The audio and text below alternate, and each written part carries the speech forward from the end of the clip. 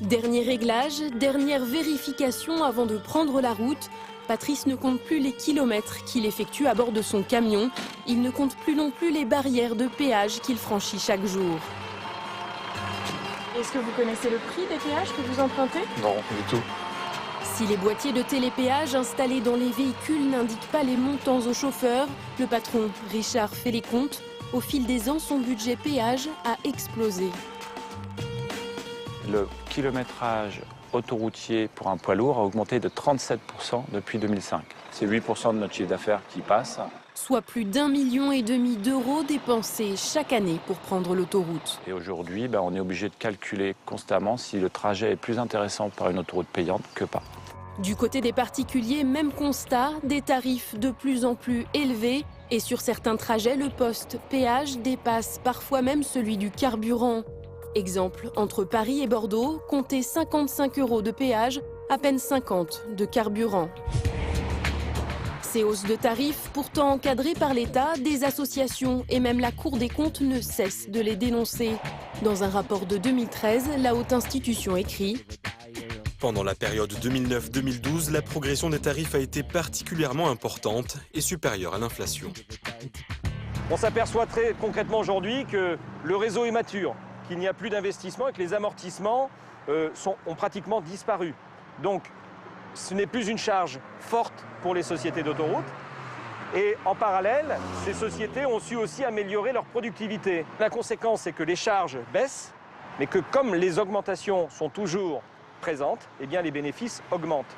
Ce qui veut dire aujourd'hui que peut-être que les augmentations qui sont accordées par l'État ne sont plus justifiées. Résultat, en 2012, le chiffre d'affaires annuel des sociétés d'autoroutes avoisine les 9 milliards d'euros.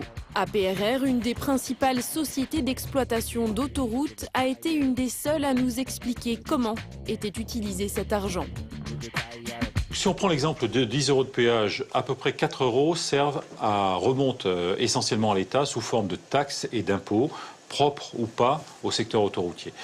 Il y a ensuite un gros tiers, 3,50 € disons, qui est le service de la dette, le remboursement des emprunts contractés soit par la société, soit par ses actionnaires, pour donc rembourser l'emprunt, mais également payer les intérêts de cette dette.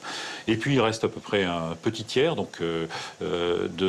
d'argent pour exploiter l'autoroute, c'est-à-dire notamment payer les salaires des gens qui interviennent sur l'autoroute, mais également faire des travaux, continuer à faire progresser l'autoroute.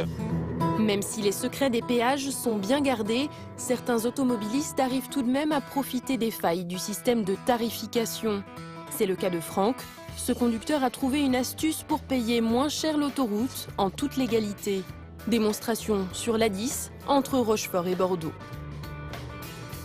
Alors là, je vais tout simplement sortir, payer, normalement, et ensuite faire demi-tour, reprendre un ticket et continuer ma route. En quelques minutes, Franck est de retour sur l'autoroute.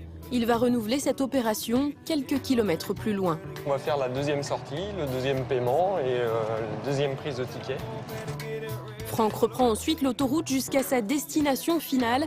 Il aura payé son trajet en 3 fois au lieu d'une. C'est qui nous fait 11,30 €. 11,30 € contre 14,30 € si on avait fait le trajet d'une seule traite entre Rochefort et Bordeaux. Donc là, on a économisé 3 €, ce qui représente 21% du coût du trajet. Mais attention, cette astuce n'est pas applicable à tous les trajets.